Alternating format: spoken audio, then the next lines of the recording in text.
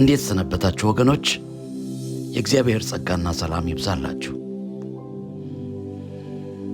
ዛሬ ማለዳ ባለፈው ጊዜ ስናገር ካቋረጥኩበት በመቀጠል የብልጽግና ወንጌል ከክርስቶስ ወንጌል ጋር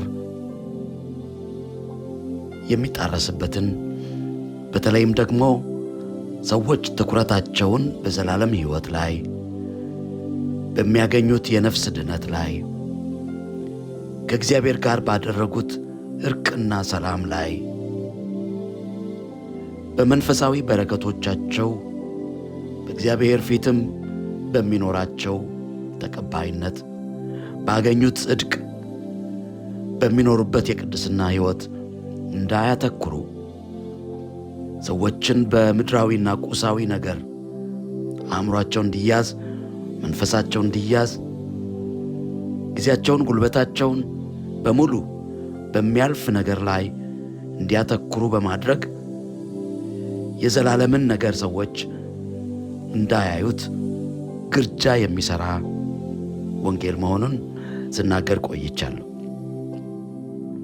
የክርስቶስ ወንጌል በመስቀሉ ሥራ የተሠራውን በሞቱና በትንሣኤው የተደረገውን እግዚአብሔር ከሰው ልጆች ጋር ያደረገውን እርቅ የሰው ልጆች ያገኙትን ዘላለማዊ ሕይወት የእግዚአብሔር ልጅነት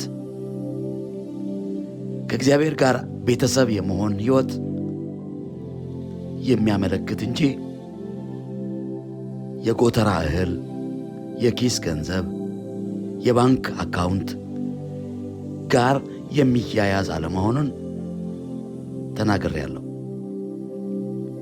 ጌታችን ኢየሱስ ክርስቶስ ስለ እግዚአብሔር መንግሥት ይሰብክ እንደነበረ ሰዎች ንስሐ ገብተው በእምነት ወደ እግዚአብሔር እንዲመለሱ ይጠይቅ እንደነበረ ቀደምት ቤተ ክርስቲያናትም ደግሞ ትኩረታቸው በገንዘብ ጉዳይ፣ በቁስ ጉዳይ ሳይሆን በመንፈሳዊ ጉዳይ ላይ ያተኩር እንደነበረ ተናግሬያለሁ። እንግዲህ ቁሳዊ ሀብት መመኪያና መታመኛ የሚሆን ከሆነ የክርስቶስን ቤተ ክርስቲያን ኃይል አልባ ሊያደርግ ይችላል። ጌታችን ኢየሱስ ክርስቶስ ወደ ሰማይ በሚያርግበት ጊዜ መንፈስ ቅዱስ በእናንተ ላይ በወረደ ጊዜ ኃይልን ትቀበላላችሁ፣ በኢየሩሳሌም፣ በይሁዳ፣ በሰማርያ እስከ ምድር ዳርቻ ድረስ ምስክሮቼ ትሆናላችሁ ባለበት ተስፋ መሠረት መንፈሱን ልኳል። የእግዚአብሔር መንፈስ ቤተ ክርስቲያንን ለታላቁ ተልእኮ የሚያዘጋጃት እንጂ በምድራዊ ነገር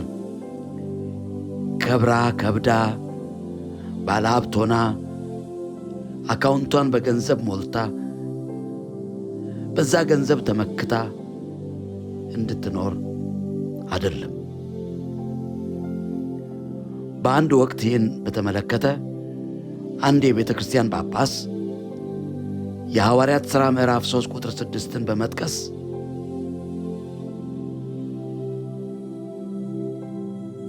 ቤተ ክርስቲያን ከእንግዲህ ወዲህ እንደ ድሮ ብርና ወርቅ የለኝም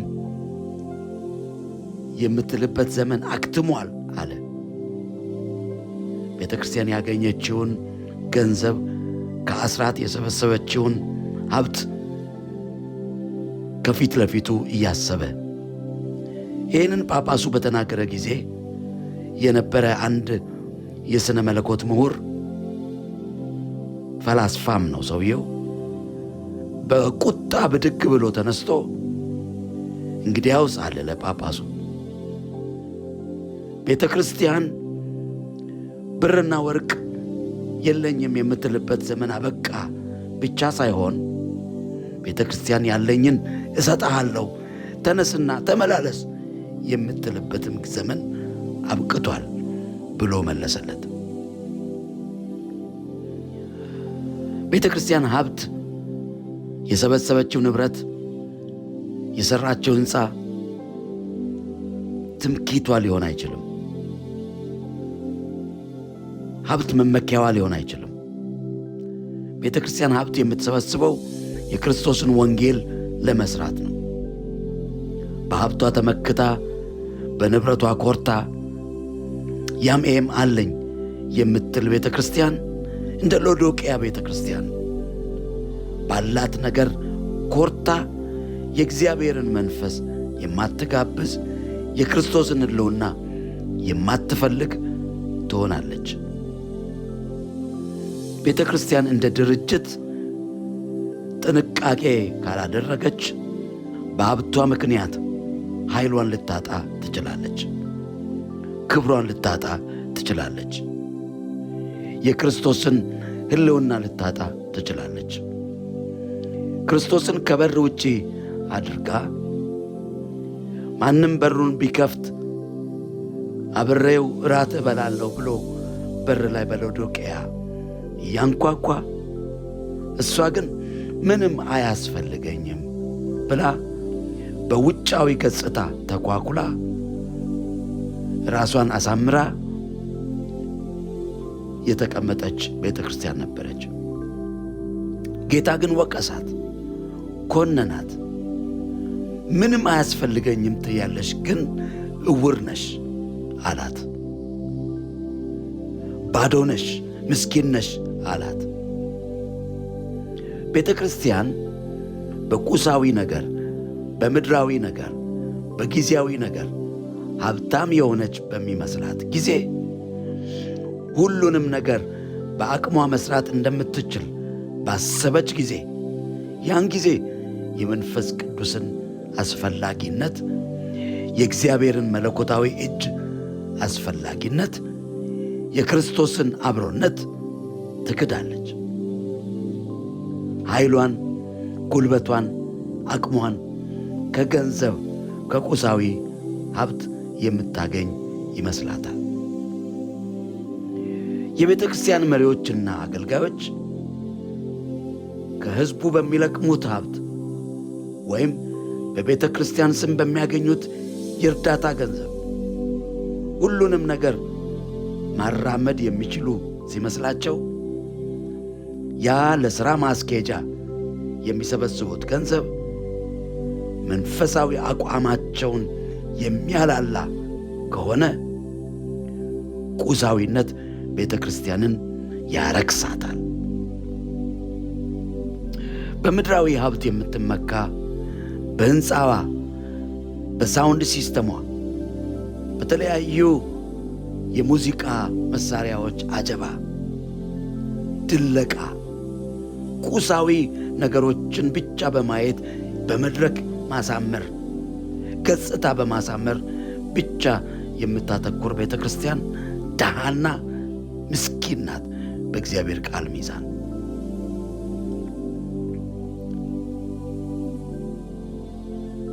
የዛ አይነት ውጫዊ ገጽታ አሳማሪ ቤተ ክርስቲያን ቀስ በቀስ የጌታን ሐሳብ በመተው በሰዎች ሐሳብ፣ በምድራዊ አጀንዳ የተሞላች ትሆናለች። ሩጫዋ፣ ግስጋሴዋ፣ እንቅስቃሴዋ ሁሉ ለጊዜያዊ ነገር፣ ለማኅበራዊ ጉዳይ የሚሆን ብቻ ይሆናል።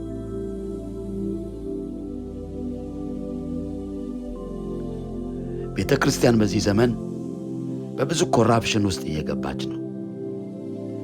ምንድነው ምክንያቱ ቢባል ቁሳዊ ነገሮች ዋና ትኩረቷ እየሆኑ ስለመጡ ነው።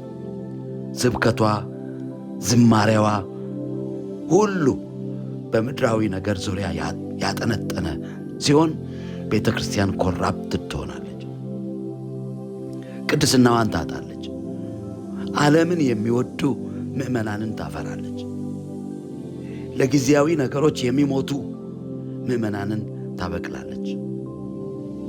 እግዚአብሔር አምላክ ከቁሳዊ ነገር ጋር ጥል የለውም። ነገር ግን ቁሳዊ ነገር የሚገዛን ጌታ እንዲሆን አይፈልግም። ሀብታችን ገዢያችን እንዳይሆን እግዚአብሔር ይጠብቀን።